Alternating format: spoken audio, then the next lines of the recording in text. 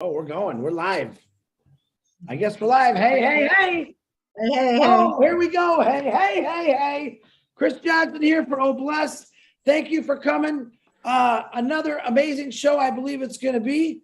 I'm very excited. I want to give you a few updates before we start to let the rest of the world know, because we are zooming it out, I believe, on a whole bunch of channels.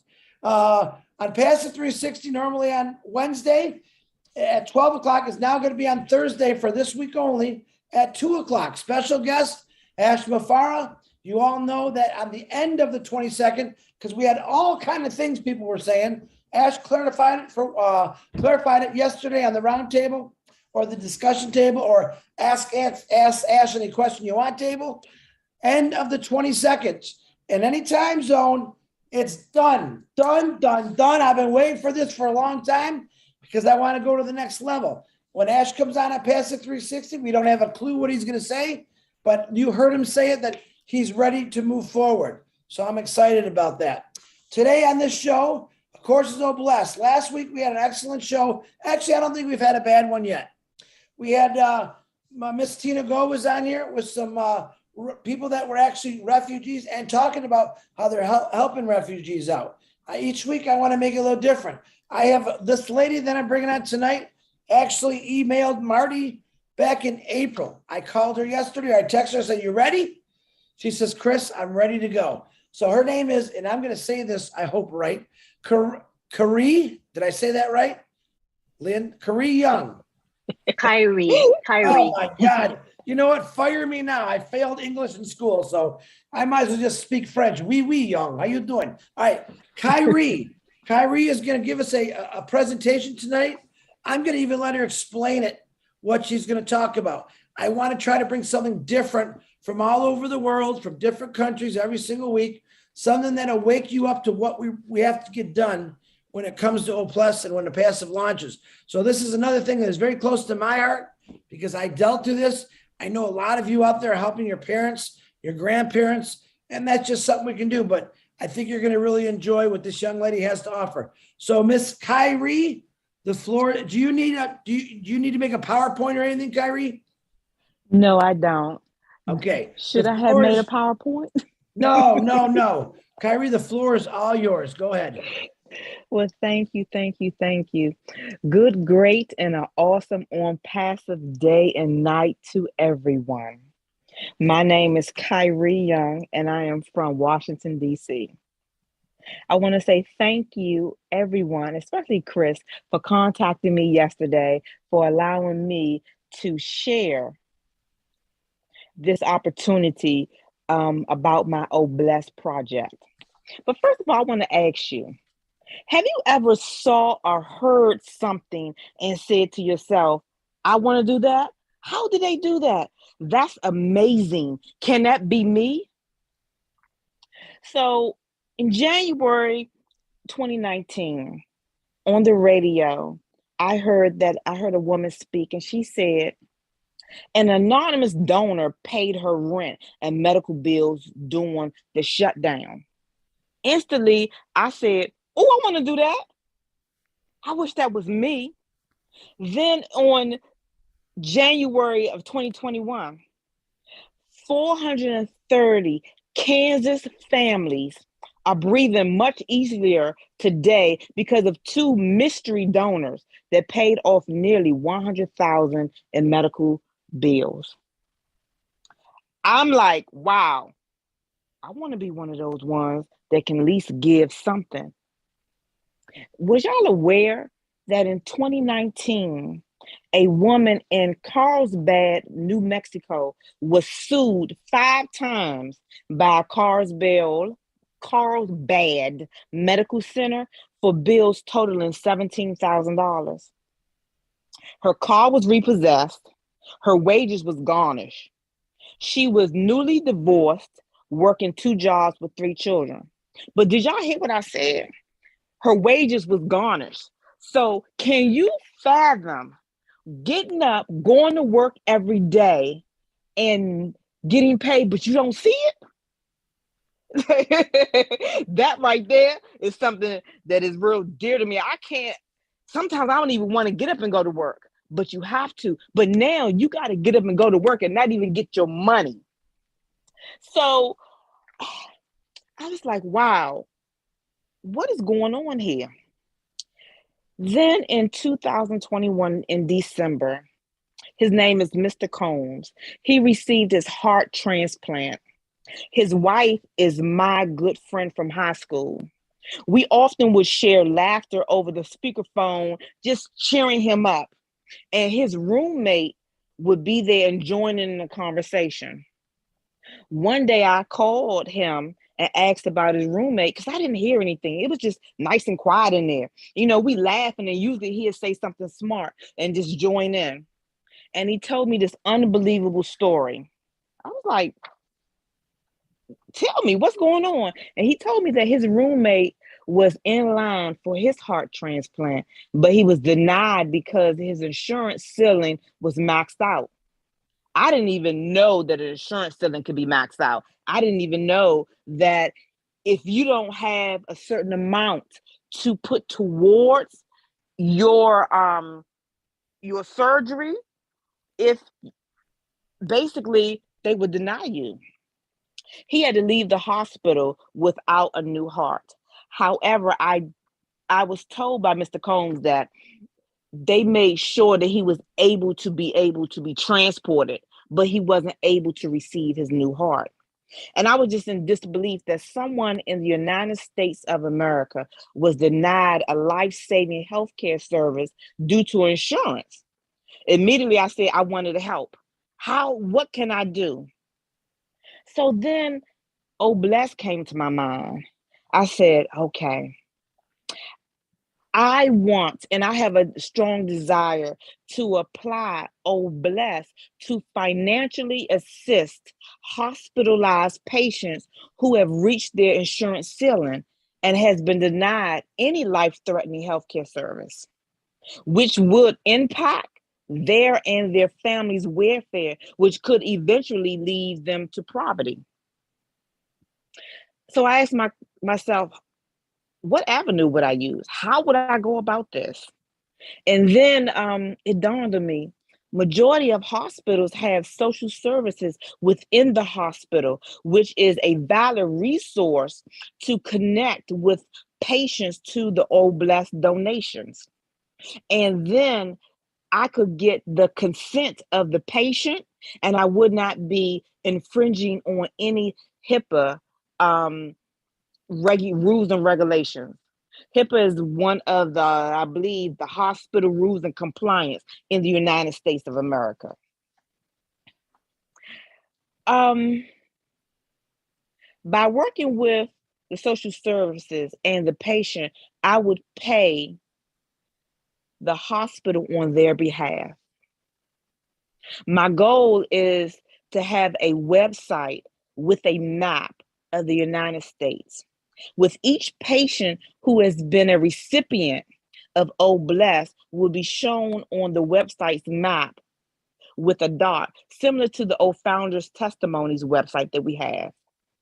The dot would not give any personal identification information, but what it will do is give the patient's initials, the hospital name, the Bless amount, and the reason. And by me doing this would be an accountability. This will validate the Bless donations that will be used for the purpose. This will let people know that when they donate, is actually going to someone. It would be seen. I would like to pledge at least 50 people a month. And I say 50 because it is actually a lot into it. I want to make sure that when the social services reach out to me, that the money is being placed to the most important recipient at that time, such as someone who might need a heart transplant, a liver transplant, lungs, anything of that sort. And I would easily come down to someone who is just in the hospital who might need minor financial assistance as well. This right here is so daunting that the guy who was in the hospital, I did not know him, but it was a little small connection because he used to laugh on the phone. So it actually pierced me a little bit. It pierced me a lot because to know or to hear someone who had needed services, but then was denied for it, a tear actually dropped because I'm like, how can you be here with all of these resources and not be able to have someone to say, well, no, you can stay here. We're going to use this avenue to help you. This effort is nothing small, and I foresee it to be growing enormously. I would definitely need other founders to assist me in this journey. I foresee to have maybe 2 to 5 people in each time zone. I'm just gonna say time zone to work with me, to speak to hospitals, to look over the paperwork, to make sure that all I's are dotted and T's are crossed. But this effort would at least help at least one person a day. If I can help one person a day, I feel that my purpose to use Oh Bless would be satisfied. And that is my Oh Bless project. Basically, my cause is to pay current hospitalization bills for patients who have reached their insurance ceiling. That's all. Thank you. Thank you, AY. I'm calling you because that's what I like to say. Wonderful, absolutely wonderful. I think this is actually going to be a good discussion. I know we have lots of time to discuss this. I'm 100% agree with you, Miss Young, because I've seen it through my whole lifetime, through my relatives, who most of them were business owners. Where I was in the auto industry for years. I had my insurance paid for. Where my parents always had their own business, so they paid for their own insurance. And when my father got ill, he had found that he had cancer pretty much throughout his whole body. They wanted to charge him $1,000 per pain pill. $1,000 just for one pill.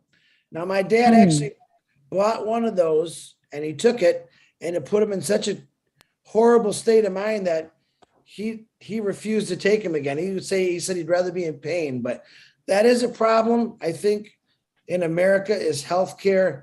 And why are people dying or being sent away when they need medical help? I will go back to what Ash Mafar has said many times, and this is not against any human being, but we do house many criminals in prisons. Okay, and they have rights too. They're humans, they have rights, but think that some of these people have done so wrong in this world, that's why they're behind bars. They get better attention than a person who maybe didn't make a lot of money in their lifetime and has a bad heart and needs a heart transplant. There's no way people should be refused. Any human should be refused when it comes to helping them out. I was just looking up government grants, $500 billion annually that they have just in federal and government grants. And a lot of those don't get used every single year. That's billions of dollars just sitting there. All right. Now, we could probably start something with ONPASSIVE. Well, let's use 1,500,000 people. All right, just to start it off. You were talking about 50 individuals to volunteer. I think we could do it once a year. I think we could get 1,500,000 people to donate $1,000 a year. Every 1,500,000. Someone do the math. Someone get out the calculator. You tell me how much that is. Real quick. Let's see who my mathematicians are in here. $1,500,000. So $1,000 times 1,500,000 is how much? $100,500,000. Okay. Can you imagine if we just took that money every year and donated it to every hospital? And we could probably get away with doing it 2 or 3 times a year once things really get rolling. Can you imagine that every single hospital in the world now will be funded this money, which has to be definitely kept track of, that anyone that walks into that hospital, no matter their financial status, their racial status, their gender, gets honest to good, the best healthcare, the same as the guy that drives the Rolls Royce. Rolls Royce, I said, the nice car, let's put it that way. He gets the same respect when he goes to the hospital or she goes to the hospital that's sick. There should be no more, well, this guy makes millions of dollars, so we're going to give him the treatment of number one. And this person down here, you know, they made $30,000, $40,000 their whole life.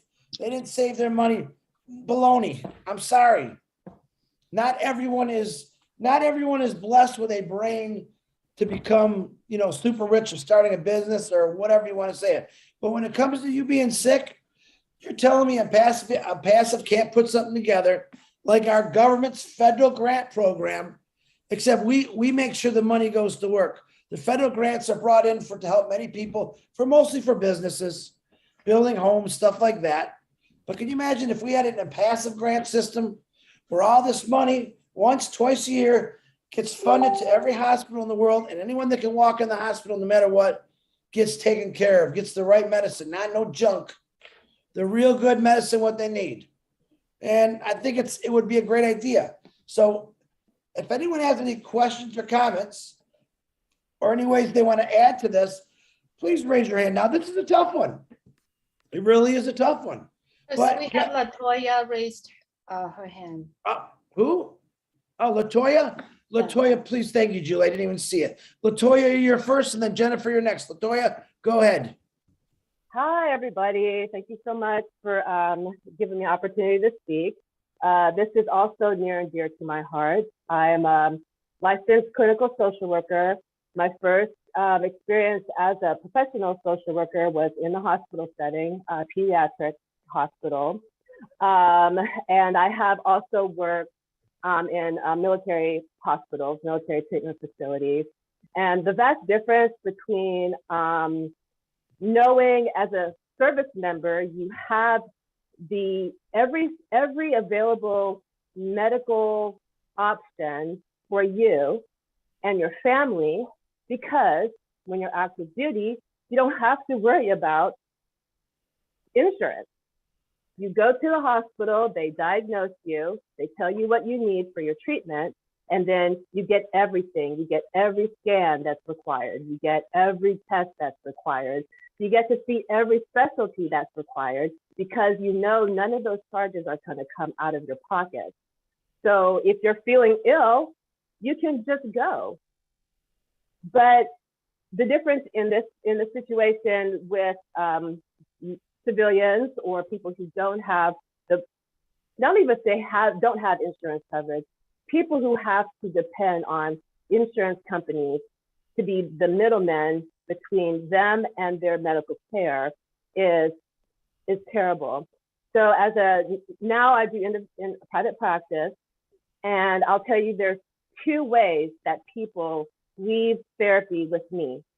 They either get better because I'm so great and I can, work wonders with people when given the chance, or something happens with their insurance and I never see them again. So I think with OBLESS, when we talk about how we're disruptive, I definitely want to put one of our missions to disrupt the insurance companies, because they're not necessary. Rich people don't get their healthcare coverage and their healthcare treatment through insurance. What do? They pay out of pocket because they can afford it, and they can afford to pay out of pocket for the most expensive,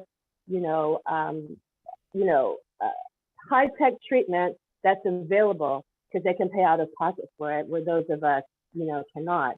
So being able to disrupt the insurance industry would be awesome for everybody. And because that's also one of my goals. My goal is to disrupt insurance when it comes to mental health care.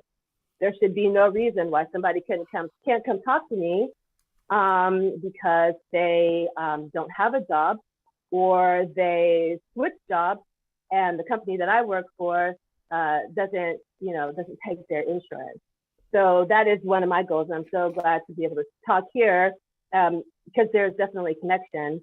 And then the last thing I want to say, and I appreciate our speaker bringing up this situation from the patient side. I'll also bring up what it feels like from the provider side. For us to have every single thing that we need to save a person's life, and we can't do it. Everything that person needs to be healthy, happy, to have long life and longevity right at our fingertips as providers, and we can't do it. That hurts. I think Kyrie mentioned a tear fell. I tend not to cry over my patients because I'd be crying a lot, but it is sad as a provider. Here I have all of these tools at my disposal. I went to school. I have the years of experience. I can give me a few sessions. I'm talking about myself personally. Give me a few sessions, and I know exactly when I give you your diagnosis. And that's another problem. A lot of times for mental health, we have to diagnose people in order for us to get reimbursed by the insurance. Well, I don't want to call somebody depressed. I don't want to call somebody schizophrenic. I don't want to call somebody bipolar. They may have those conditions, but I don't need to work from that label to be able to treat them.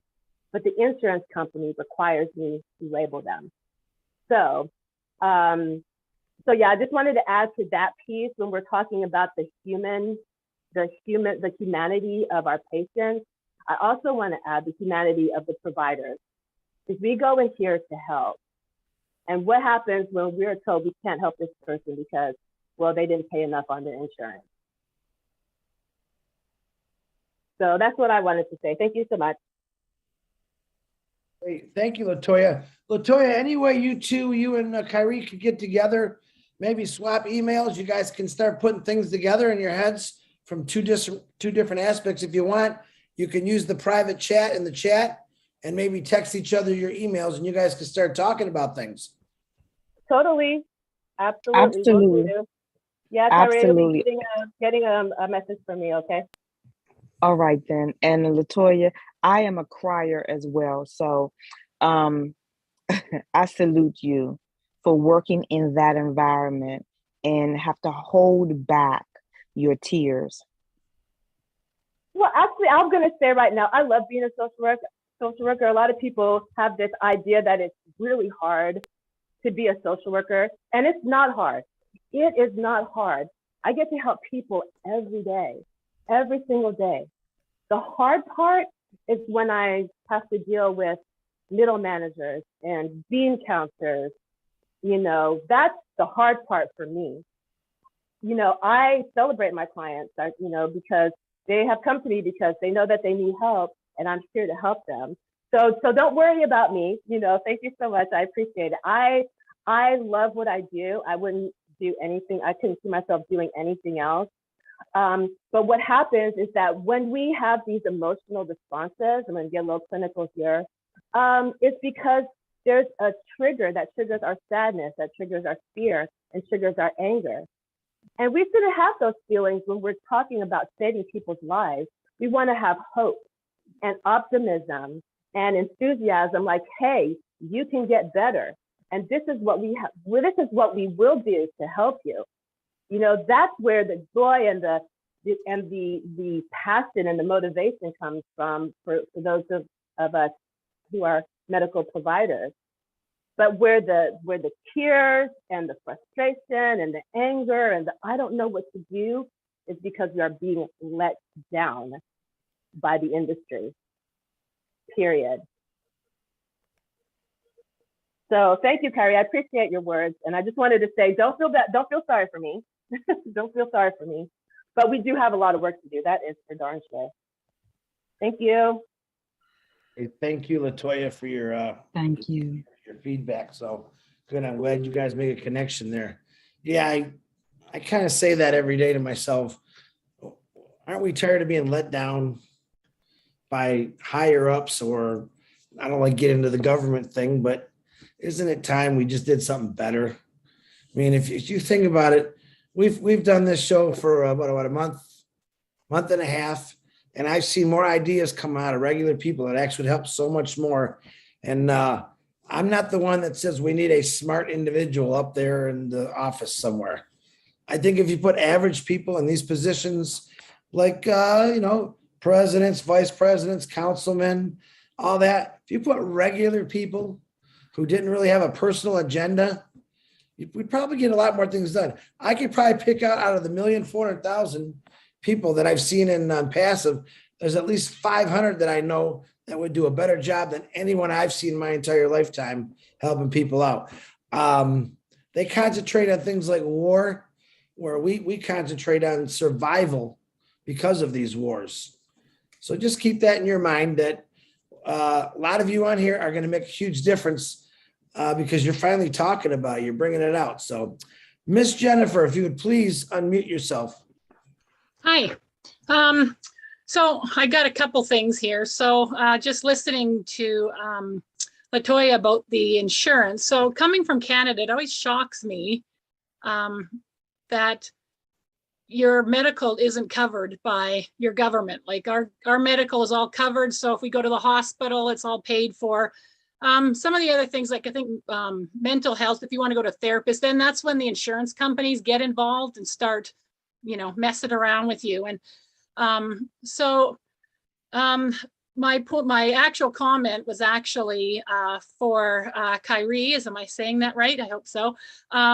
I work with a childhood cancer charity, and we do something very similar to what she was talking about with childhood cancer. A lot of the cancers are very unique and specific, and sometimes the kids have to go to other countries to get help. So what our charity does is we actually pay for medical bills that aren't covered by the insurance company. So I was going to say, if you wanted to get, to talk to me about how we kind of have that set up and how we keep track of it and organize and fundraise and all that kind of stuff, feel free to reach out to me, because that's basically what we've been doing for years, is paying for these kids extra.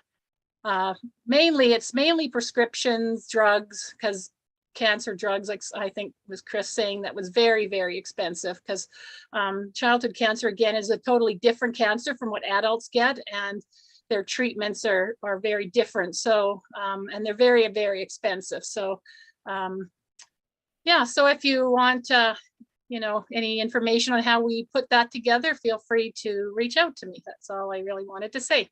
Thanks. Thank you. Well, thank you. Go ahead. Thank you so very much. I'm writing your name down, and I will be sending you an email. I'll send you a message, as well as LaToya. I'm writing her name down as well. I'll send her a message. Thank you. That's what I'm talking about. You guys make those connections. You're gonna, believe it or not, you're gonna get more work done than any higher up has done probably in 60 years. Because the truth is, you guys lived through it. You've seen it. You've watched it probably since you were children. But yet, none of us ever questioned it as we were growing up. We just thought that's the way it is. But I'm letting you know, from this big head mouth here, it's not the way it's supposed to be. All right. We are human beings.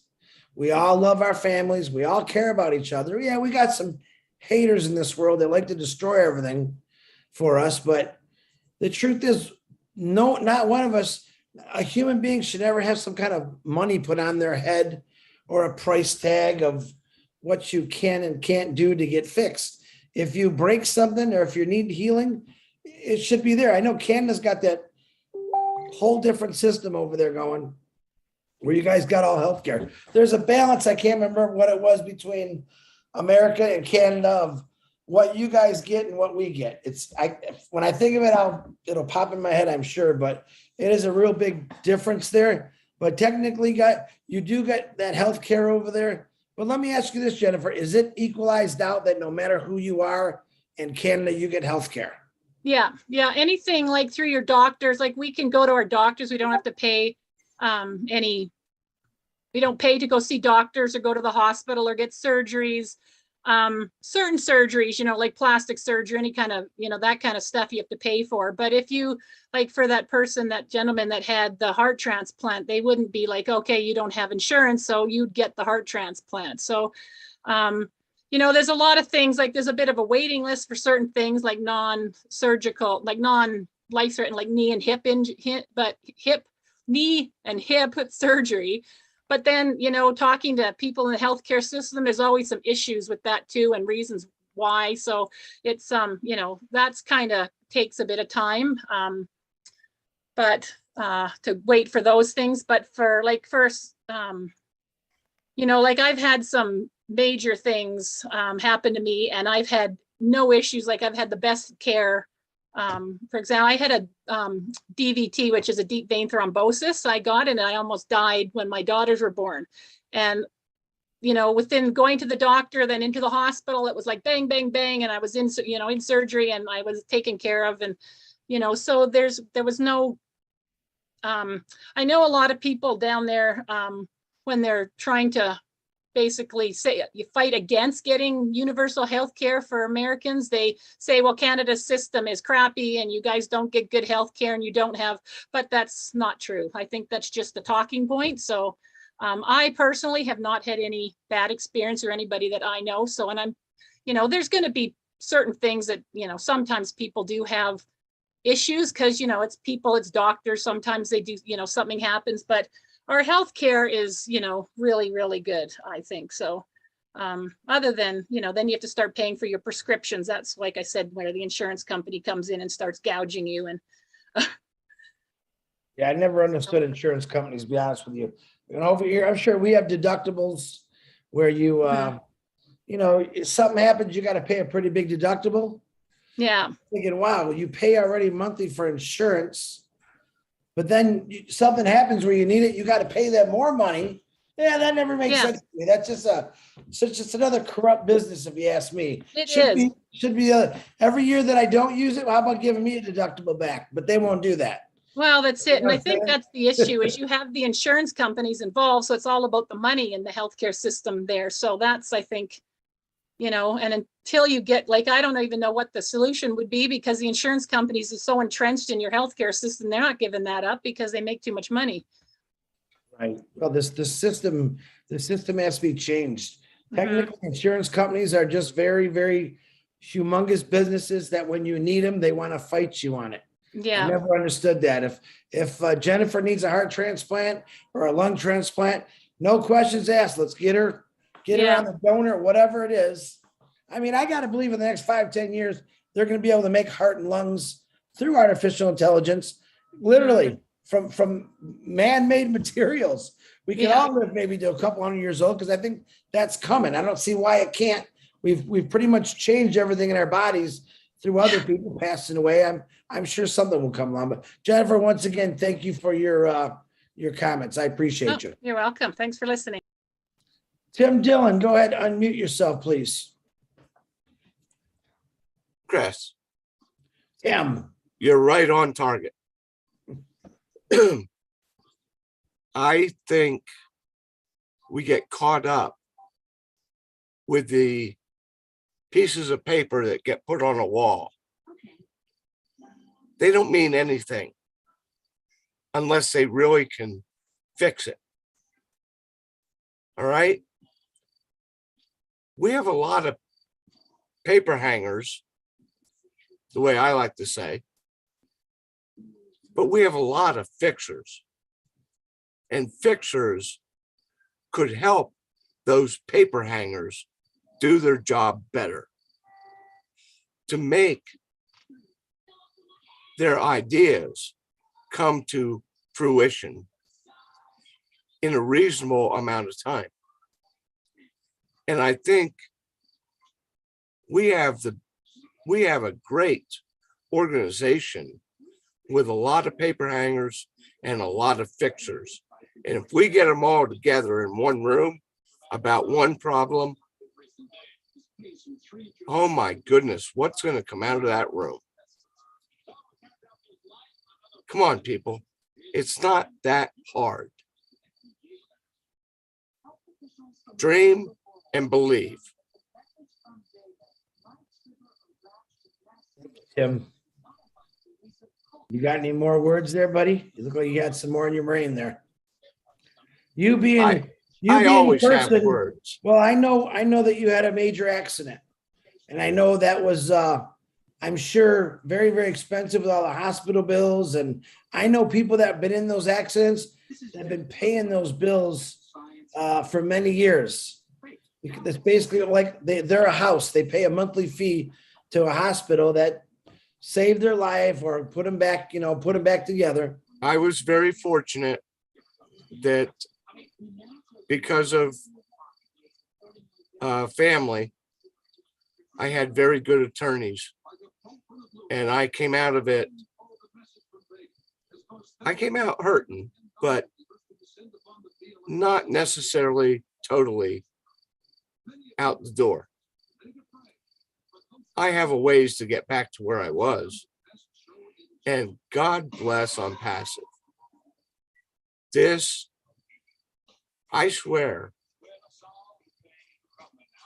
I came out of the coma. There was a reason.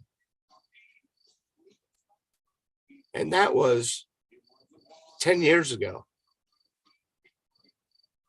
I'm about ready to experience why I was allowed to wake up. The man upstairs has something for me, and I think it's coming. Absolutely. I love you all, and I'm so happy to be with you on this journey.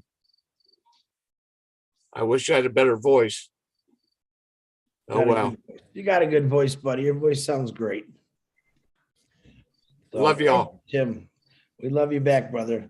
And guys, let's keep this to how we can fix it. I think most of us know that what's broken. Let me hear some ideas what you would do. What we're all going to do to fix this. I already know what's broken. I'm 56 years old. I've seen a lot of things I never understood why it's that way, but now I know that we have something that can completely turn that around. So, Engineer Mike, thanks, Tim. Engineer Mike, please unmute yourself.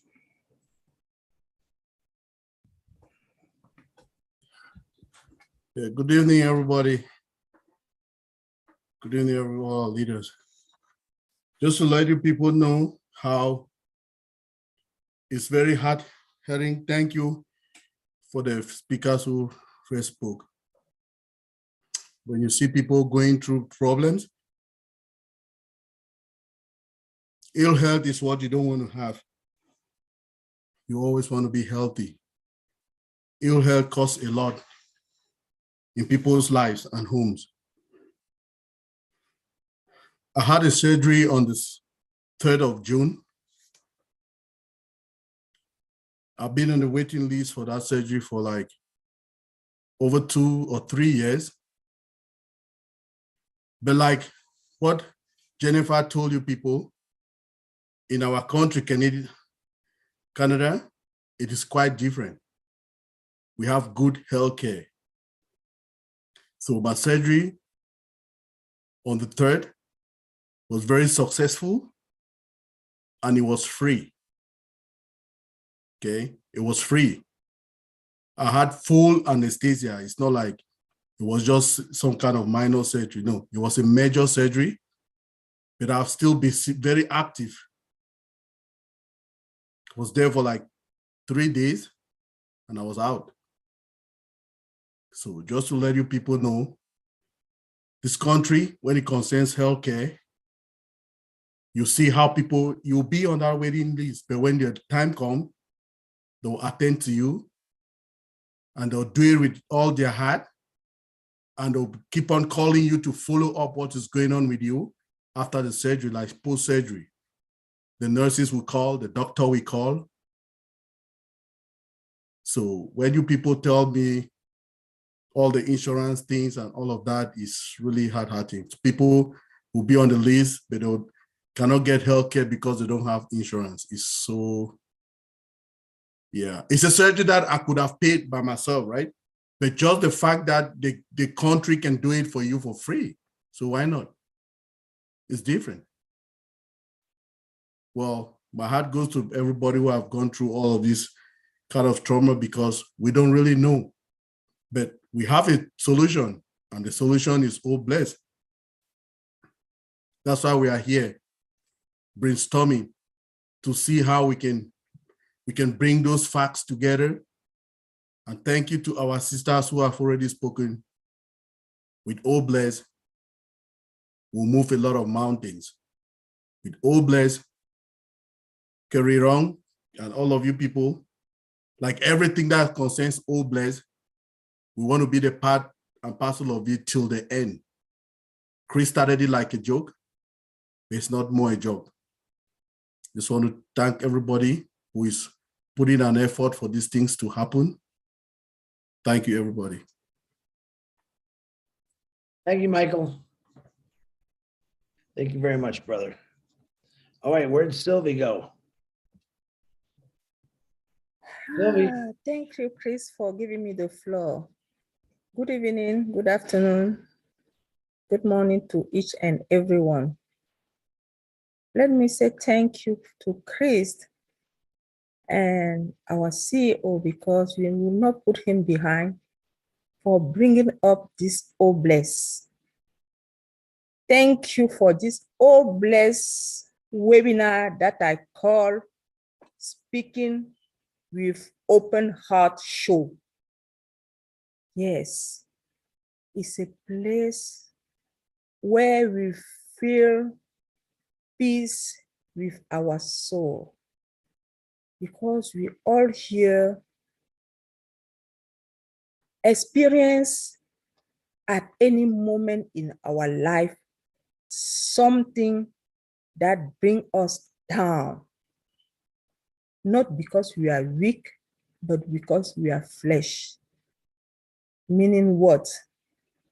We are coming here to get therapy, that emotional therapy. Thank you to my sister Kyrie for bringing up this topic. Healthcare topic is a very broad area involving administration, psychosocial, emotional, physical aspect. Do you know that we have a lot to do with OBLESS? At the point that if we don't put ourselves together, we will not be able to touch lives, starting by ourselves.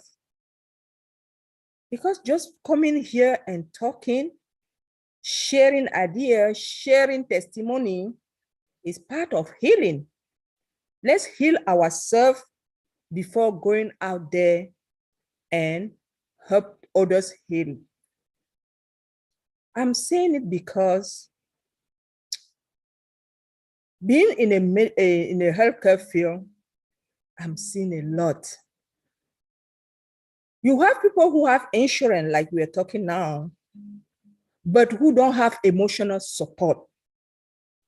They are abandoned in the bed of illness. No one is there. You have those who are dying in the little house because they don't have money to go and get diagnosed. You have those who are diagnosed but don't have the means to treat themselves. My fellows ONPASSIVE family, we have a lot of work to do. I'm going to tell you a little bit about my native country, which is Cameroon. People don't get diagnosed. You wake up in the morning, you hear that someone just breathed from the nose and passed away. We will accuse that is somebody, is this person who touched him and then he just fell and that is it. We know that is because he has, a problem, a medical problem inside. Because he didn't get diagnosed, we couldn't find it. So what happened is, with OBLESS coming, I know that I'll have the mean, while helping all over, even Kyrie, if she needs my help, whoever needs my help, I will bring that OBLESS to change life. Infrastructure, we need it. Emotional support, we need it. So thank you for OBLESS, because through OBLESS, we touch life. Thank you so very much. Thank you, Chris. Thank you, Sylvie. Always wonderful to hear your beautiful voice and those wonderful words that come out of that mouth. I appreciate you. Let me ask you all a question. I think I asked you guys this before. Who knows the name of Hunter? Hold on, now I forgot it. Hunter Doherty. Who knows who that is? Anybody? Here, let me help you. What about Dr. Patch Adams? Anybody remember that movie with Robin Williams? Patch Adams, true story. That guy is still going, believe it or not. If you ever get the chance, watch that movie. It's actually a true story, almost to the T, where some things have been changed because of Hollywood. But that man is still going. He believed in free medicine. He wanted to be able to fix anyone through laughter. And he always said there's a way to help people that are sick. You just got to find it. I have been trying desperately to get that guy to come to a Zoom meeting because you love it. And I'm pretty sure I could get him. I just got to keep trying at it. I would love, and I hope he comes on because very interesting guy. But go see the movie. I think it's called Patch Adams, starring Robin Williams. It's really a good movie. And when you see the movie, you'll understand why I would love to get him, because he would love OBLESS. That's his whole life of just helping people. And the funny thing is, this guy is such a genius. He's a doctor. He's a comedian. He's on social media, and he don't make a dime. He's as broke as the guy that's living in a third world country that don't make $5 a year. It doesn't stop him. He just keeps going. So I am working on trying to get him to one of these Zooms. So Mr. William Marshmallow DeLorme, please unmute yourself, brother. Hello, Chris. Hi, buddy. I wanted to talk about my experience in the hospital, and I want to relate it to what you're doing right now. So, I was in for 2 months and 2 weeks, and a month and 3/4 of it, I had an IV in my arm. I don't know how many bags that is every day.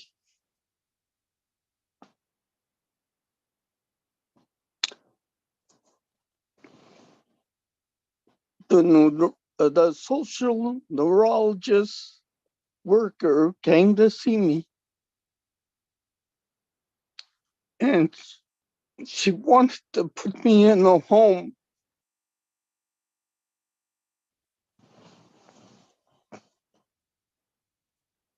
I said that was going to be very expensive. I worked to survive. I think I sent you some pictures where I worked at the recycling plant. I worked taxi for 7 years. I worked very hard. And I think what you're saying about working for you worked in the factories. That is very hard to do. I think it's very hard on a person working for 20, 30 years. I didn't realize what a pandemic could do, but I guess I found out. And I have a lot of respect for the people that were in the hospital.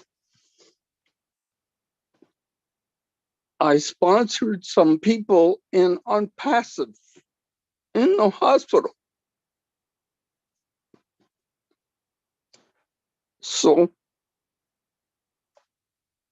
there was a reason for me to be so strong. I have ONPASSIVE.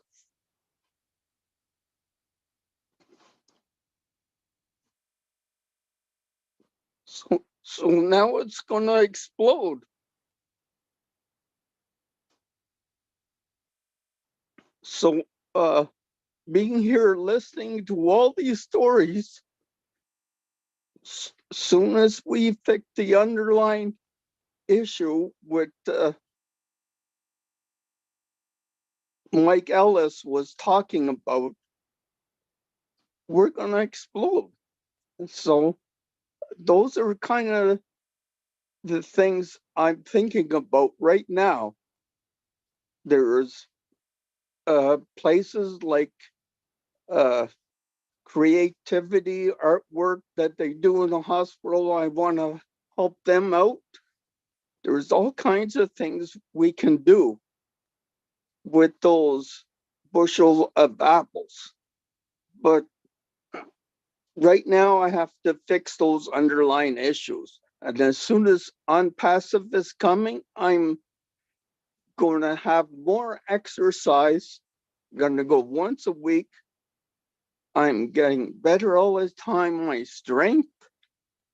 I even dreaming of just getting out of bed and walking. I can feel it.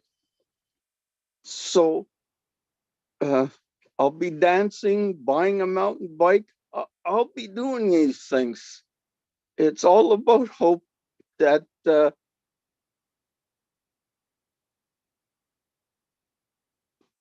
helps lifting humanity. And people got to be treated like humans, not like a dollar bill. And I believe that a whole lot. Thanks, Chris. Hey, thank you, William. Guys, there you go. All right. Glory, glory, glory, glory, glory to you. Glory. I'm a crier. I'm a crier. William, that's pretty powerful there, William. Guys, that's what maybe the people who are in charge of all these things should listen to. Someone like William who's been there. You know what he just did for us. Each one of you got a knot in your throat. Your heart probably jumped a few beats. Does it really got to be this bad? It doesn't. We're gonna make it better. I'm telling you, through all of us, just some little things. You'd be amazed that all it takes is just a little bit to fix this. I really truly believe it doesn't take a lot to fix this, because if you took away all the money in the world, honestly, we wouldn't have problems. That is the truth.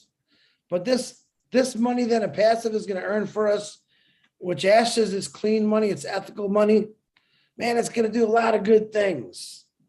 We just got to make sure we keep our promises to ourselves that, yeah, we're going to help, we're going to give, we're going to change things that are, that haven't been fixed or never even looked at, because we think that's the way it's supposed to be. So, William, thank you very much for sharing that, brother. I appreciate you. I change things that are, that haven't been fixed or never even looked at, because we think that's the way. I got repeating myself. I like that. All right. Augustine, can you please lower your, unmute yourself, please? Hi, Grace. Grace, how are you? I'm good. How are you doing, sir? Good. I'm very thankful to all of you. You've been doing a great job. I'm sorry I'm late, but I'll still gain something at this point. I have two things to talk about. I don't know. Maybe I may be wrong because I was not there from the beginning. We focused, I mean, our brainstorming focused on a paradigm shift because we observed and accurately saw that the status quo cannot solve this big problem we are talking about. We cannot do the same thing and expect a different result. So I hope we were brainstorming with a focus on what do you call it? What did I say? Yeah, with a paradigm shift in mind. With a paradigm shift in mind, because we cannot approach this with a paradigm shift. I'm sorry, we'll be doing the same thing. I cannot emphasize on this because I was not here from the beginning, so I'm just trying to throw in my own thing. Yes, because if we brainstorm with a paradigm shift in mind, we would be hoping to get a different results from what obtains now, because the status quo cannot solve this big problem. Having said that, I have just one word for Julie. Julie, please, I got your email, but you said you were going to get back to me. I've not had anything concerning the person I registered. In fact, this person sent his money from a different country far away to me. And Augustine, if you yes. could please, let's communicate it through email. I believe I responded to you. Let's do that. All right. This is an OBLESS webinar. Let's communicate through email. Thank you, Augustine. Well, I've sent a follow up anyway. It's okay. I just want to make sure so that you know that, because I don't want to If get I this. responded to you, that means that I've already have your email. So let's communicate either on the chat or email so that Chris can continue with the webinar that we are doing. All right, thank you. I think I've done my own part in trying to remind you. Appreciate it. Yeah, so yeah, as I was saying, I may be wrong, but that is the way I'm thinking. I got you, Augustine. I understand. And just on that note, guys, Julie Wen has taken on quite a big challenge in the last few months of assisting support with many, many issues. Now, I know a big thing has been turned in recently, and she's still going at it. So don't worry about it. Even though the founder's position is ending, all right, all that stuff that she received has been turned in. So you're all okay. You are all okay. Okay. Okay. And I promise you that because I'm up usually with Julie late hours every night while she's working on that stuff, and she puts 100% of her own time into doing this for every one of us. So, well, really, I appreciate her. I appreciate her. Just that I wanted to be. All right. Thank you, Augustine. When the 22nd comes, because this guy will kill me. Yeah, no one wants to miss out, do they, Augustine? Okay, thank you. You tell that guy that's upset once he gets in, I'm going after him for no blessed project. You tell him I said that, okay? That's right. Let's fix this paradigm shift. Yes. All right, thanks a lot, Augustine. Okay. All right, Miriam, could you please unmute yourself, please? Hi, everybody. We're talking about healthcare this evening, and one of the things, well, we talked about this before, I believe. One of the things I mentioned is I want to help the Veterans Hospital. We have it over in St. Louis. It is old. It is run down. When you go in there, those veterans don't have what they need. Okay. The beds are old. The equipment is old. Some equipment they don't even have. They don't get all the medicine.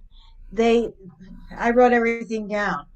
So if I could help, I would like to help with equipment, supplies, medicine, everything. The, the veterans, the hospital just needs new everything, you know, because they served, they took care of us. Now they're in a hospital that is undesirable, okay, to be nice. It's They don't deserve it. I mean, they don't. It needs to be They need to have care. A lot of stuff that they need, they're not even getting. My first husband was a vet, and this is why I know it. He got sick, and even when we weren't together, I still went and I saw him. I was still there every day. He knew it. I mean, I was always there. It's bad. And so this is where Oblast can come in by getting them what they need. So, when families come in, they can say, okay, they're finally, I don't know, they're finally doing something for my husband. They're finally doing something for my uncle. They're not just laying in the bed waiting to die because nothing can be done because they don't have the resources. That's my heart. Thank you, Miriam. Yep. See, you already recognize it. It's been like that for a long time, especially in veterinary hospitals. Vets that they serve vets in. They know it's there. They just don't want to spend the money. I guess those people ain't worth spending the money on. That's how they look at it. But you've noticed the problem. You know what you are going to start to fix. There's many people in ONPASSIVE, including Ash Mafara, who believes in helping out veterans on the streets. Mm-hmm. All right. So, yeah. All right. One individual can't walk in there and say, I want this, I want that. No. All right.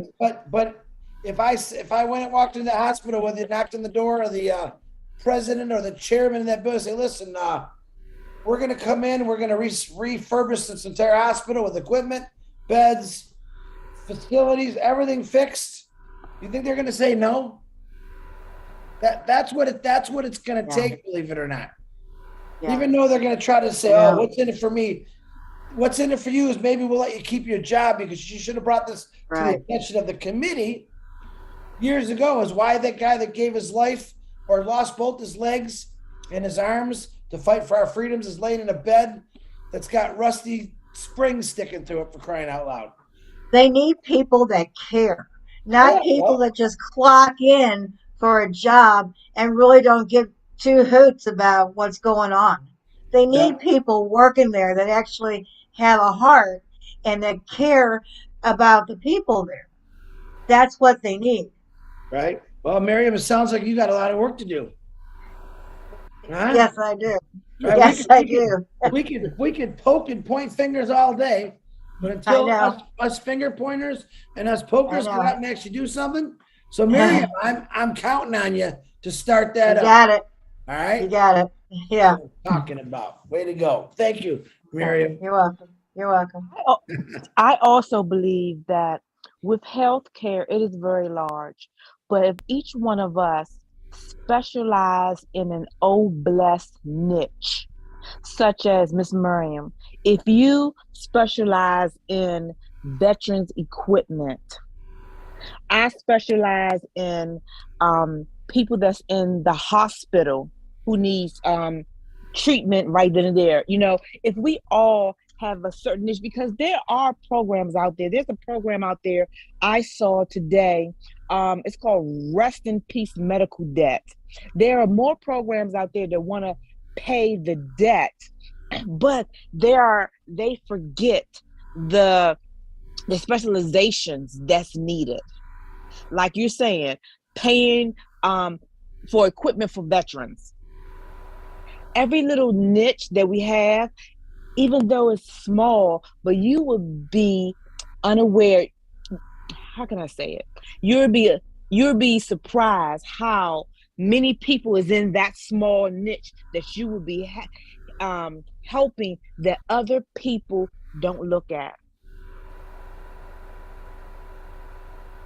Very good. Absolutely. Absolutely. Latoya, I see you have your hand back up. Do you want to say something again, Latoya?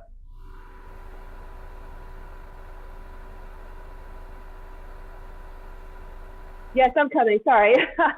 Yes. So, hold on a second. I was thinking of the grant program that you had mentioned, Chris. Hold on a second. Can I come back? My children have decided that they want to. Yeah, absolutely. Absolutely. Yes, thank you. Up, I'll be right back. I will. Thank you. I'll come back to you. All right. Is it Okan? Can you please unmute yourself? Yumana? That's correct. Yes. Woo, I'm getting good at this. My name is Okon Umana, and I'm the director of Good Samaritan World Children Health Organization, totally designed for African children. And I want to, especially my sister Sylvie, I want to advise all Africans that this is the opportunity that we have to solve African healthcare and everything in between problems. I want to let everybody here know that as by UNICEF, 80,000 children die a week from preventable causes in Africa. 80,000. And my main aim is to end that. And I'm going to, with the support, not only the OBLES, but all the members of ONPASSIVE.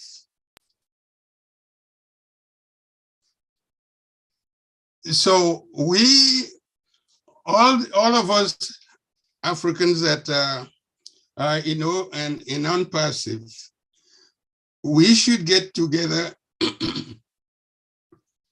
and devise a way, because this is the greatest opportunity we have to end African problems in healthcare, poverty, degradation of women.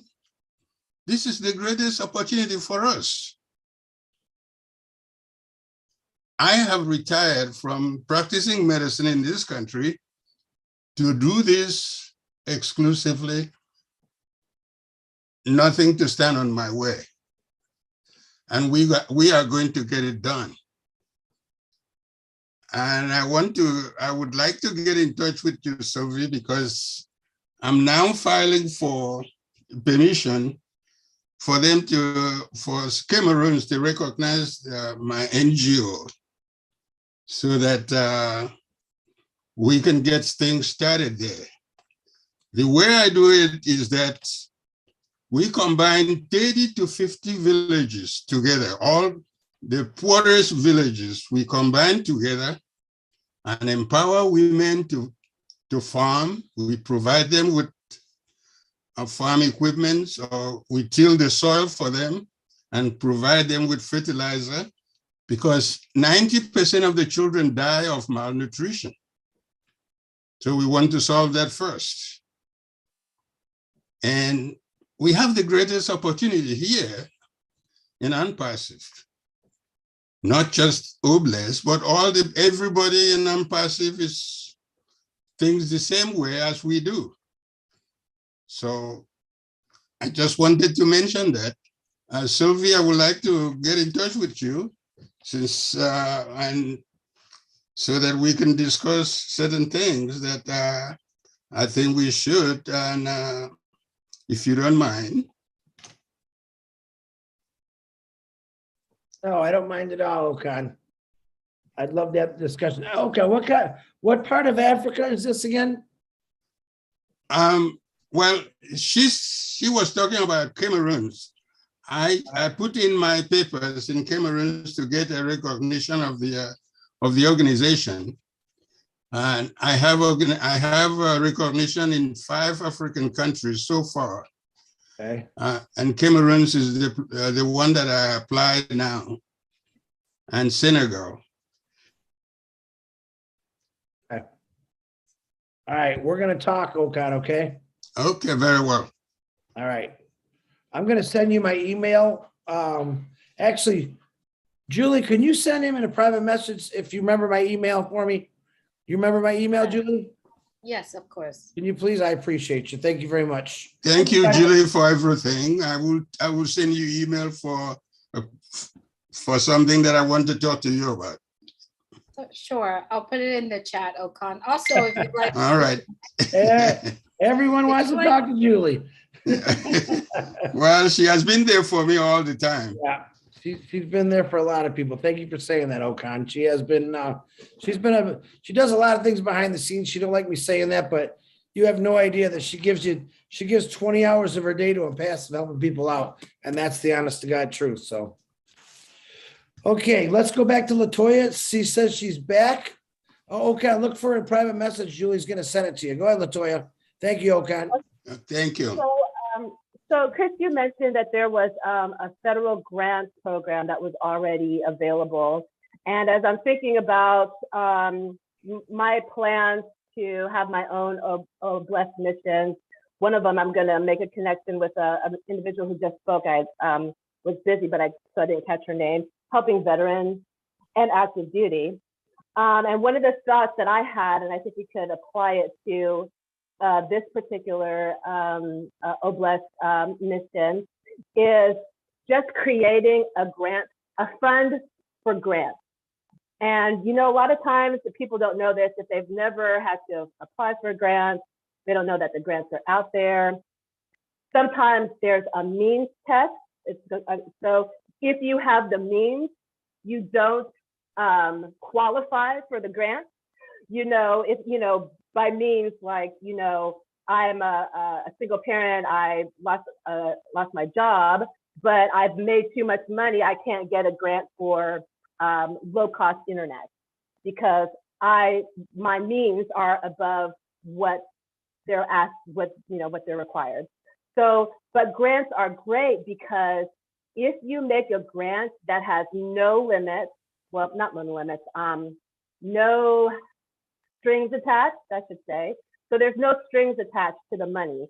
Hey, I need this money to pay my doctor's bill. Okay, here is an Oblast for grants for, you know, paying off healthcare costs.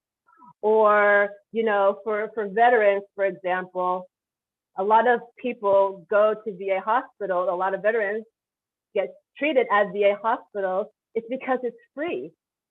You don't have to have insurance to go there. If you're a veteran, you can get free treatment. Now, is it the best treatment? You know, that depends on where you are, depends on who you are, maybe what you look like, you know. But if veterans had the money to be able to pay for that high quality healthcare, so they just don't have to go to the VA because that's their only option. So, you know, I was thinking with the Oblast, the fund itself as a grant fund. And, you know, people, you know, we do the direct marketing and the direct traffic to folks who would benefit from applying for a grant. And we're essentially saying, hey, there is a grant available for this purpose.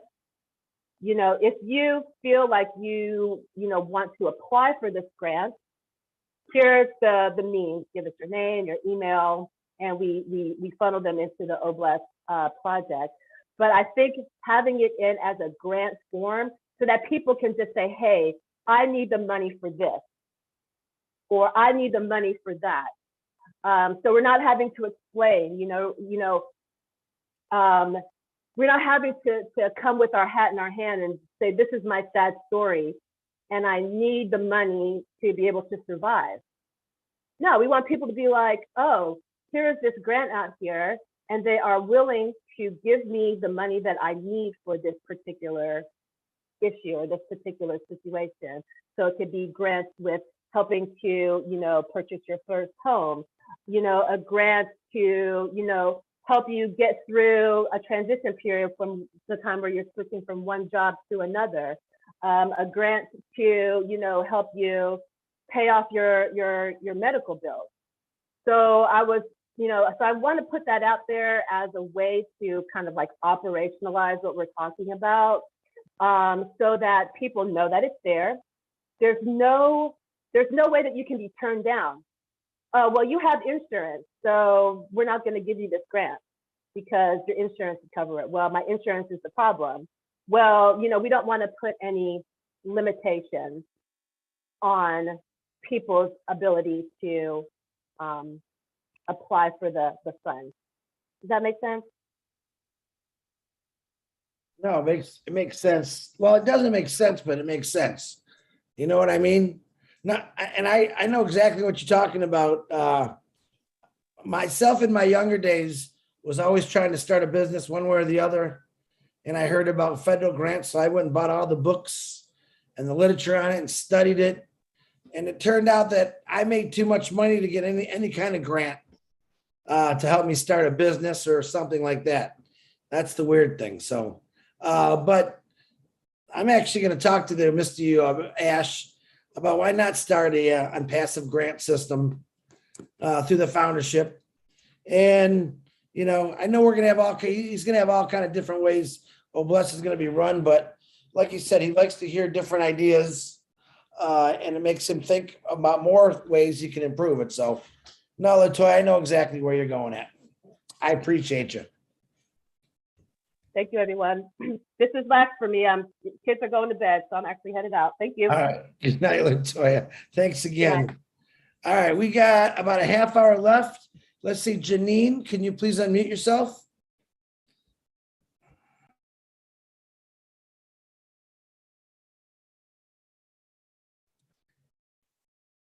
Janine, I know you have muted yourself. Can you say something?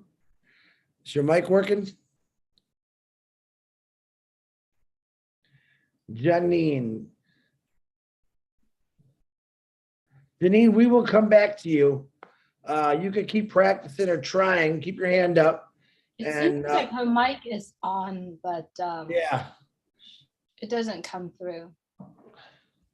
All right, Janine, we'll get back to you. You keep trying. Janine, you might want to sign out and then come back in, and we'll keep an eye for you, attendees. You might not have turned your audio on. Okay. Before I bring on Richard, I want to say something. The COVID shots, the research, they put $19.3 billion into the vaccine research. That's, you know how much money that is? 19.3 billion. Now, it seems like they could come up with money like that, but they don't want to come up with money for people that need it. Now, mind you, the vaccination goes, I don't want to get into the vaccination because everyone's got an opinion on it, but think about $19.3 billion or $500 billion in grants annually. If they just took, okay, can I have 100 billion of that so I can help these people out in these hospitals, these veterans get some new beds, new machinery? Or what about, hey, I want to pay for everyone's medication throughout the world? I mean, stuff like that. They don't think like that. They really don't think like that, but we should think like that. All right, Richard, go ahead and unmute yourself. Janine, I'll come back to you. Richard, go ahead. I love all you beautiful men, women, and children of the world from the bottom of my heart. Healthcare, well, I guess the healthcare would not be under such pressure if the environment in the workplace was better than what it is. I worked in an atmosphere full of poisonous gases. I got caught by poisonous gases way back in '68. We were working in 120 to 140 degree temperature all the time, so we were wet all the time. When it came time to install, finally somebody decided to install a system to cool us down in our panel room. Well, this guy wanted promotion, so they didn't put the system strong enough for us. So we were still at 110 degrees inside the panel room. So I ended up disabled because of it, because arthritis caught me, and it's the arthritis that eats the bones. I ended up with titanium hips. I ended up with plastic eyes from cataract, being told by the specialist that it was caused by the lights in the industry. We don't know that, but those tubes that we have all over the industry, they actually flash. That's what he was telling me. They blink and they flash. And that's why a lot of people have eye problems. So what I'm trying to say is, there would be, if we could work with companies to make their environment better for their workers, OBLES can help in that way. Because if a person has a lot, they'll listen to him. Like if Bill Gates went over to the industry, they'd listen to him because he's a billionaire. But it would take a lot of pressure off healthcare. I'll give you an example, the hospital in my hometown. What one hospital in the big city of Toronto uses for their lawn care per year would keep my hospital going for 3 years. So what's happening is the government is not putting the money where it belongs. In other words, the big hospital, they can do their lawn, they get paid for it, but the small guy, small hospital, has to survive. So he's not getting the funds that the big one is because he's small. So that's where OBLES, I come in with OBLES because I got a position that all the money is going to go to my hospital and other hospitals that are in need, not the big guys. They don't need it. Yes, we have free healthcare. We pay for it. That's why our gas is over $9 a gallon right now here in Canada. And that's why when you work, I'd say you might as well say 40 to 45% of your wages goes towards taxes and healthcare and pensions and whatever. But we have no problems, except like one was saying, you're in line when your turn comes. But if I get a heart attack, I get priority. If I'm in an accident, I get priority. So really, it's a good system. There is a waiting problem, but at least it don't cost nothing. I was in Alabama. I got sick. I was in the hospital emergency for 3 hours. They charged me $2,500 and they didn't do nothing for me. Nothing. They just put me in a room and charged me $2,500. When it came time to pay, I looked at the lady. I said, ma'am, I says, I'm a Canadian. I says, we don't pay. So I says, you find a way to make me pay. Goodbye. I'm not going to go and pay $2,500 for nothing done. But this is what's happening. And there's over 40 countries that have free healthcare. Actually, the whole world should. We should go after the oil companies to give a little bit more. Come on, let's put it towards free healthcare. But I love you all. Big kiss, big hug. Didn't want to bring up my problems, but I'll tell you, it's hard to breathe and it's hard to walk when you can't cross the street. It's sad. I used to do 2 jobs for 33 years. and now I'm feeling. Thank you, and God bless. Thank you, Richard.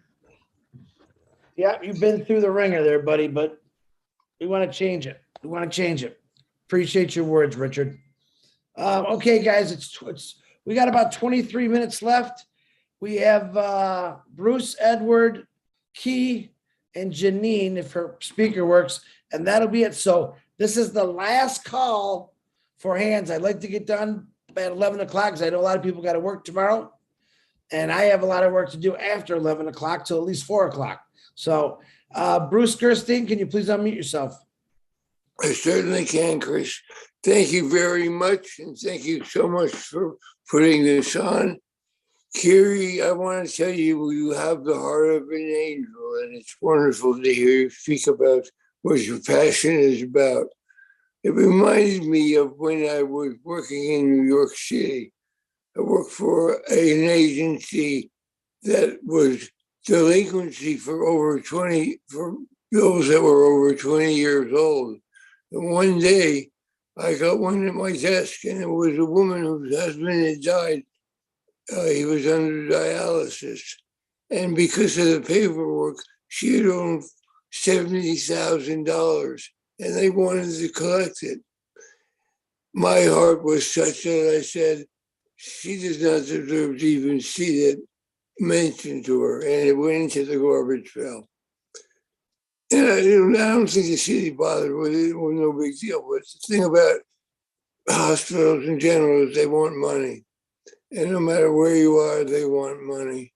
So I was in the Philippines and I gotten sick. And I was on a very, very weak, and I don't know if I was wheeled or had a cane. But the first thing they did when they saw me was they wanted to know, how are you going to pay for being here? Because they were putting me into emergency and then gave me a room. And I said, well, I have a credit card. And suddenly the books for what kind of room I wanted came out. But in the end, they misdiagnosed me and said I had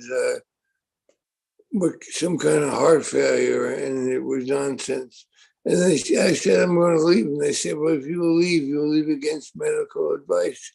And I told them, I don't care, because this is not going to insurance. I'm paying for myself.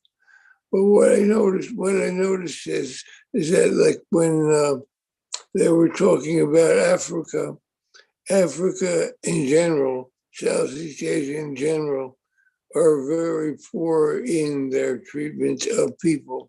If you don't have money, you don't get treated. I had a friend whose father needed a ventilator, and because they had no money, he died. Just because he had no money. Here it's different. Here we have emergencies where they have to treat you. In Canada, most third world countries don't have social medicine. It's mostly wealthier countries that have that.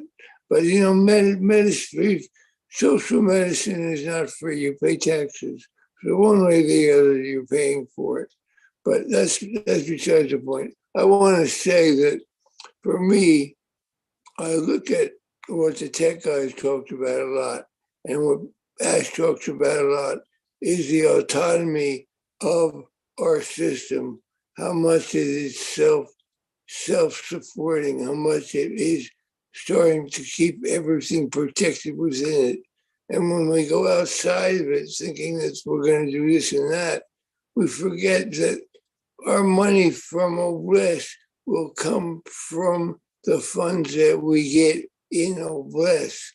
When you talk about getting grants and all that stuff, it's good to help people in a system, but it has nothing to do with OBLESS. OBLESS, I also belong to a fellowship that has one tradition that says we're fully self-supporting, declining outside donations. And that's a lot of what we do here in ONPASSIVE too. We don't need to go outside of ONPASSIVE to ask for things, because ONPASSIVE will be able to take care of it all. And that's one thing that I have to remember. keep us pure and clean. Because once we come from outside, looking to look for sources outside, they want to be alignments. And when they want alignments, they also want a piece of something. And that's not what ONPASSIVE is about. ONPASSIVE is about a pure system that allows us to stay autonomous. That's why we have data centers, so we can be autonomous, so we can be free of everything, so everything is protected. And it's very important to remember the protection of ONPASSIVE. But with bless myself, I want to be able to go back to Philippines and go back to Africa and help the people. But what I do know for me is that you can't do a whole village, 20 villages all at one time. That's big thinking. What you have to do is like if you have a lake and you throw a penny in a lake, it has a ripple effect. So if you just help a couple of people at a time, little by little, you start to make it bigger and bigger. That way I know that we don't you don't have to get overwhelmed in or less to have things work out. Big projects are for people who understand what it takes to do big projects. Most of us here, there may be people who are specialized in things that help in that. But what's important is that it's like, I look at like the Mennonites or the Quakers, they do what's called barn raising. And what happens is someone has to build a barn and they get somebody to come out, they get the community to come out and help raise the barn, which means they build it. And it's the same thing, in ONPASSIVE and OBLESS.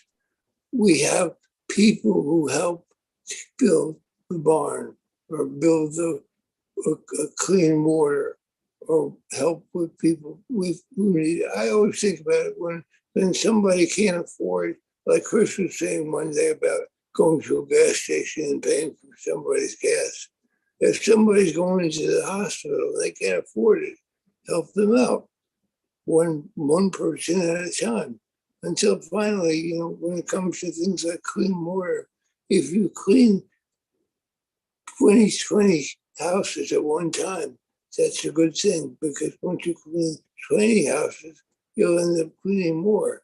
But I always look at things as being little by little, things get better and better. There's no such thing as be doing a big all at once, because even a big project takes time to coordinate and get all pieces in a row before you take one step into it. So anyway, I'm just saying that because I want people to remember that when we look at ONPASSIVE and we look at OBLESS, don't look outside as much as look inside for this beautiful community of 1.4 million people, many of whom we don't know, but many of whom will come to the table at some point and step up to the plate and help each other. Because we're uplifting humanity. One person. Brucey, I can let you go on all night, but I got to stop you, man. I got some more hands up. Stopping right there, Chrissy. You got some great air in those lungs, brother. I appreciate all your words, Bruce. Thank you very much. I did not mean to cut you off, but we got less than 15 minutes. And Edward, before I pick you, I know Janine came back on and she was in line first. Janine, is your sound working now? Can you unmute yourself? Try. Can you hear me? Oh God, I can hear you. Go ahead. All right.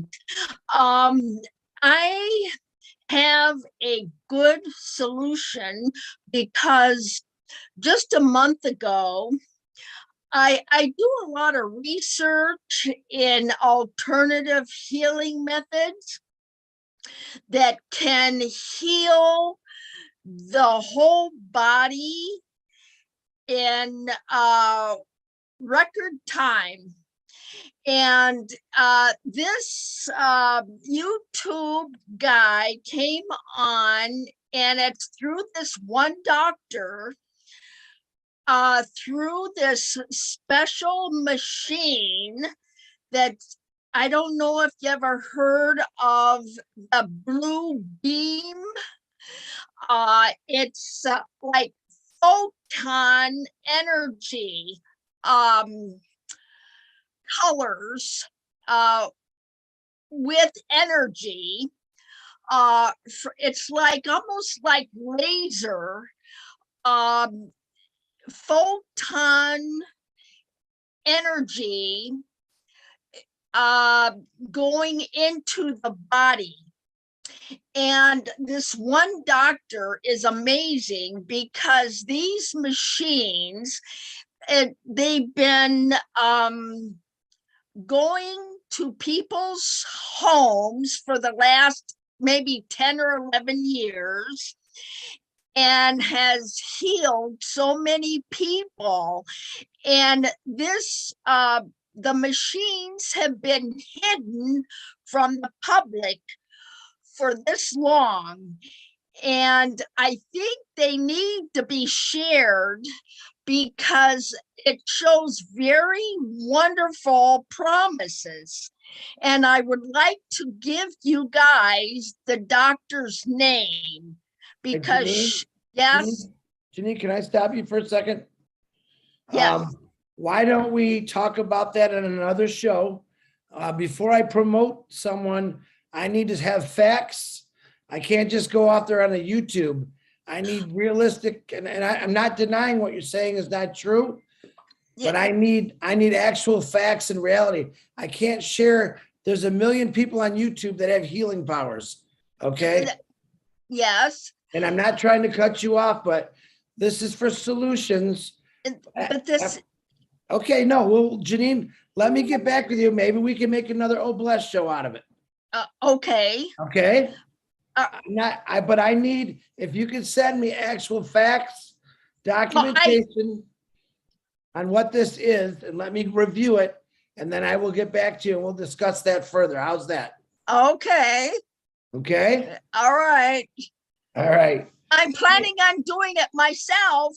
Well, that's good. I like it, but make sure you have all your facts correct. There's a lot of people out there claim they can do a lot of things with certain equipment. Not to say it's true or false, but please make sure you have the real facts about it, not just what it, anyone could say, Key Wendell's on here. You could probably talk about that. And I don't know, he's not gonna, but there's a lot of people out there on YouTube's or TikTok saying that they can heal the world or heal this, or they have a special equipment. If that equipment was that important, Gina, I think it would be out there already. But I don't know the whole facts. So you get it together, send me the facts, and we'll discuss it. How's that? Okay, so what about, you want it on an email or you, Yeah, Julie was gonna send you my email and a private message in the, haven't you sent me stuff before in this, Janine? I don't know. I think you might have, but go ahead. Julie, if you could send her my email and she'll send me on the information. Janine, thank you very much. All right, thank you. All right. God bless Edward, everybody. okay, God bless you too. Edward, go ahead, buddy. Thank you for being a gentleman, and unmute yourself, please. Okay, thank you. I know we're short on time, so I'll go really fast. One thing I think we could do is as many people that could pay it forward with getting people positions that will help people be self-sustainable.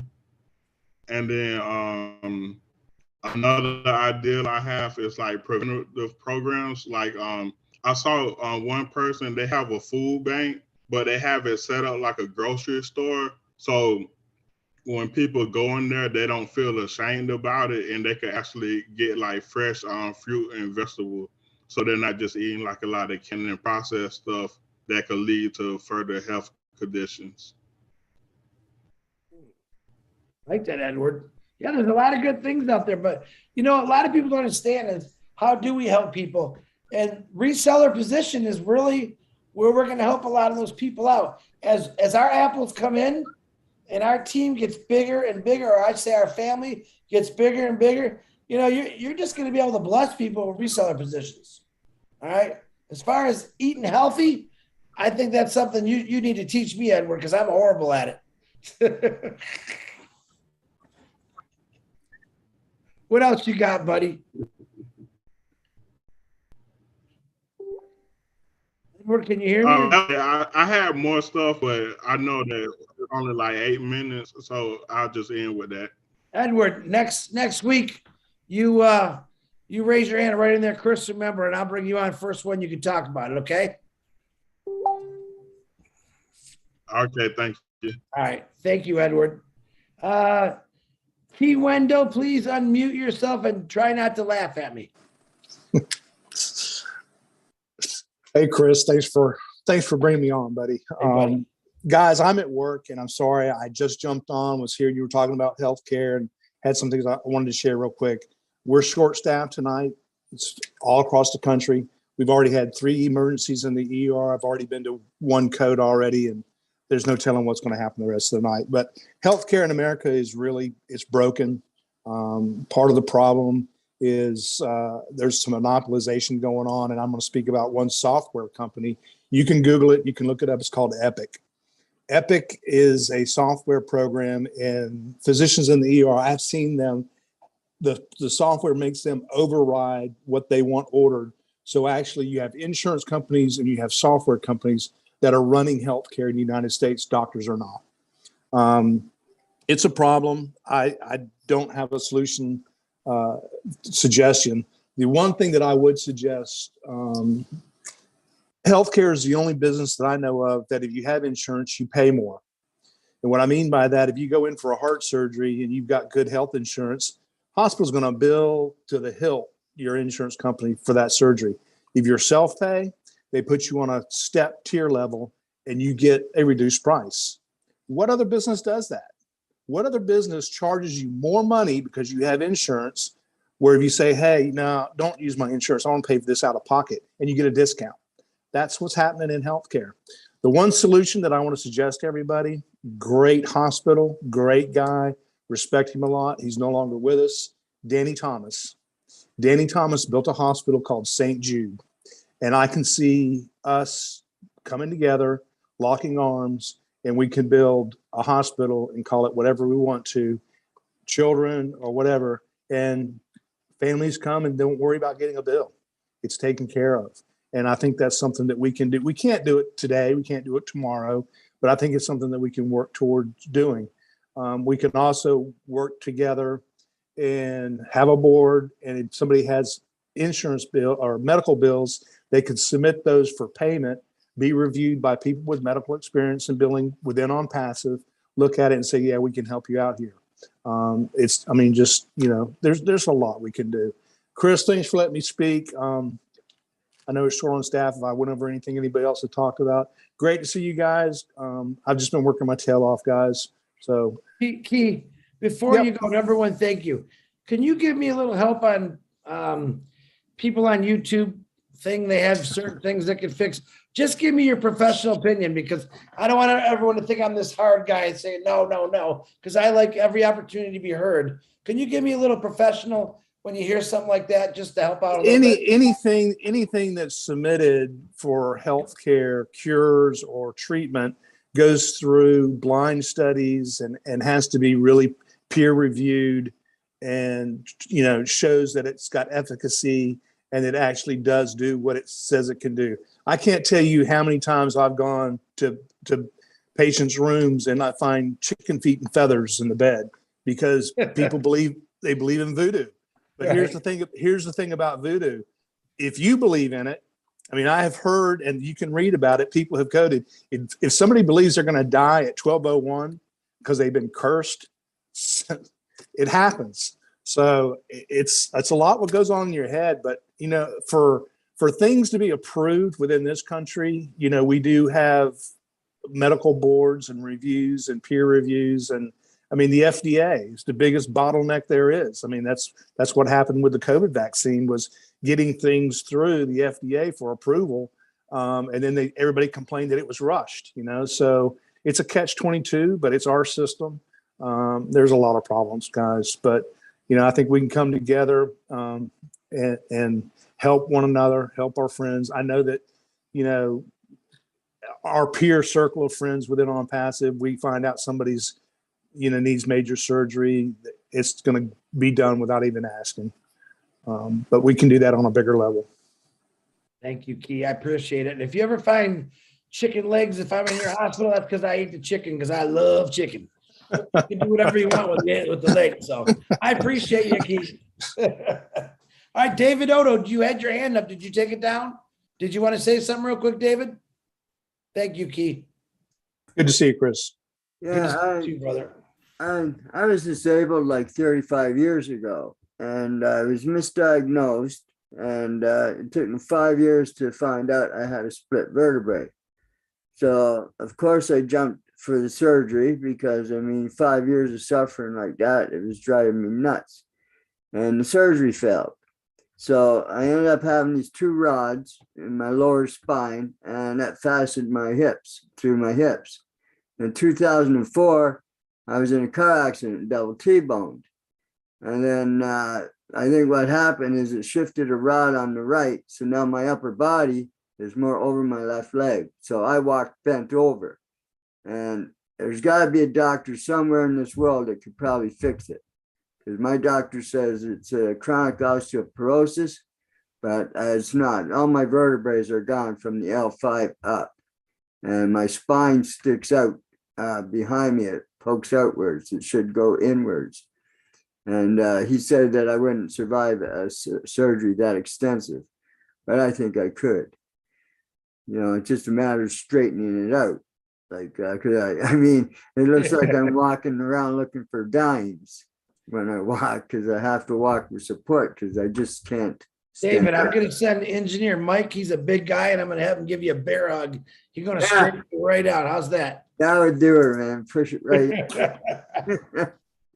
All right, David. Thank you for your words there. All right, guys. Good show. Edward from Florida. I want to make sure you remind me next Tuesday about bringing you on because I want to hear about the natural foods. Very interested in that. I think a lot of people are. A lot of people are interested in natural foods. Augustine, keep that beautiful smile on your face, and we'll get your answers to your questions. And everyone, I want to thank Julie Wen and Lynn Nakamoto for helping me run the board tonight. You both did an amazing job. I appreciate you both. I want to thank my beautiful sister, Kyrie Young. Did I say that right, Kyrie? Yes, you did. Yes, you did, Chris. It only took me 2 hours and 5 minutes to figure that name out, but I appreciate you for coming on. And your short presentation turned into a whole bunch of problem solving, didn't it? Yes, it did. And I want to thank everyone who allowed me to share this with you. And thank you so very much. I look forward to speaking with you all in the near future. Excellent. And that's what we're doing here, guys. We're not only talking brainstorming, but I'm also trying to connect a lot of you together so you can start working on those projects. I mean, believe it or not, we all connect one way or the other, no matter who we are or where we came from. One way or another, we run into the same issues. And together, I think we can fix a lot of those issues through what ONPASSIVE is going to gift us through the apples with your hearts. And you got a lot of them. I mean, there's a lot of people. OBLESS is really growing. It's one of the most talked things about on the webinars now. You did hear Ash Mafara bring it up about the refugees. That was a very strange thing that we did. And he put a video. Chris, you're not going to believe what I'm doing right now. I'm actually stacking my truck full of stuff to go help refugees. So it was quite a kicker. I have got a lot of information for people about refugees. And remember this, I myself and everyone care about everyone. I'm not picking one certain thing out. I'm trying to get every country to share the story. And I'm asking, if you're in a country that you have a project or a solution, please email me. Get it to me somehow. You can get it to any leader. They'll get it to me. I get them sent to me all day long, and I got to go through them and review them. But I want to thank everyone, including Ash. Reminder again, tomorrow, Wednesday, 22nd, when we go into the 23rd at 12:01, you will not allowed to be able to sign up for any more founders. Okay. Ash Mafara is going to come on with us on ONPASSIVE 360. Marty DeGramo, Red Redford, and myself on Thursday at 2:00. You might want to be on that. But remember, guys, it's all recorded. Everything we do is recorded. You can watch it anytime. Also, between Red and Marty's updates, all week long. Peter Shore, Janet Butler, Daryl Cook, Dan Street, all writing notes, helping everyone out, doing it on their own time, their own dime to keep us all going. Because I have a lot of people that work many hours. And they say, Chris, tell these guys that are taking the notes, thank you very much. Hey, you know what? They know you're there and they appreciate you just as much because they love it. They can go in there and read the notes and know exactly what Ash said rather than being on a webinar for 4 hours. So it does help. But I want to thank you. I want to tell you to keep your hearts open. There's things that need to be fixed. I want you to keep your minds open. And there's things that are so small and easy that we could fix and just keep looking for those. There really is a solution to every problem. The problem is in the years past, if it wasn't a person's problem, it wasn't their problem. Let's make all problems ours and let's try to fix them. Once again, I thank you all. I'll see you next Tuesday. I know blessed, same time. And if anything changes, I'll let you know, but let's just get this going. I love every one of you. Make sure you tell Ash before I thank you. History is being made. History is being made. Unmute yourself and say, hey, hey, hey, hey. Hey, Good night. Good night. Love you Hey, guys. hey, Canada. hey, hey, hey, hey. Hey, hey, hey, hey, hey.